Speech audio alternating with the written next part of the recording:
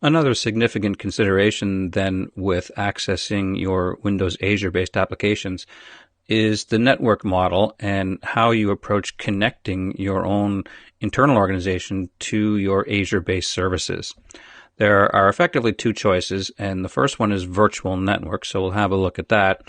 And generally for the larger environments, you might want to look at Traffic Manager.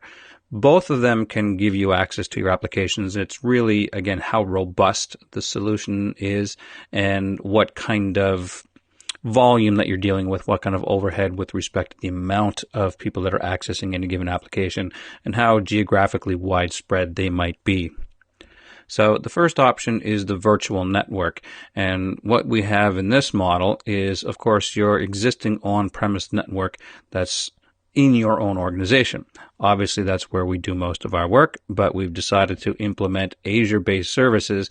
So we've got any number of virtual machines set up and configured within the Azure-based subscription. So in essence, we have two networks, one that's entirely in the cloud, one that exists in your on-premise location. So with respect to connecting those two, what you can pretty much do is a fairly standard VPN type of connection.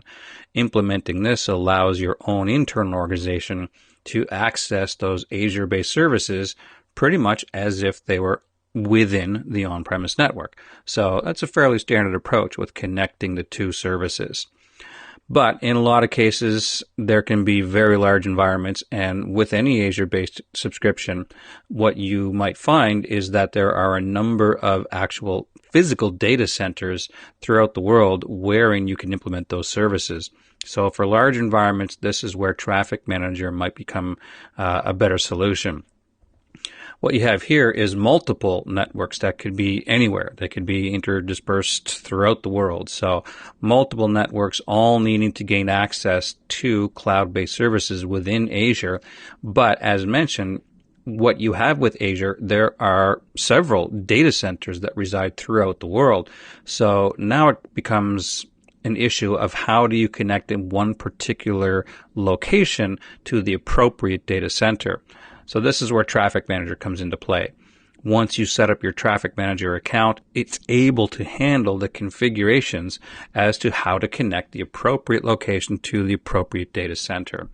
So again, probably something you might not find with just a single organization, but lots of places have many different locations and many different people and many different needs as to how they're going to access the particular application. So if you do go the route of Traffic Manager, there are some policies that do have to be set up with respect to how you connect location A to data center A and so on. So what you have, there's policies that are based on, for starters, performance, wherein it simply tries to route any given request to the closest data center, wherever that might be geographically. That's obviously going to give you your fastest response time and best performance. However, there is a failover option wherein all requests are sent to the data center specified by the policy, whichever one you determine. So I can specify that location A goes to data center A in the policy. However, that data center might be unavailable, in which case it's routed to any other available data center as per a priority that you define within the policy.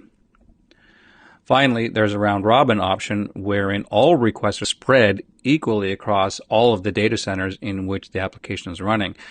This obviously gives you a load balancing scenario wherein it is simply one data center might be receiving a lot of requests wherein another one might not be receiving hardly any.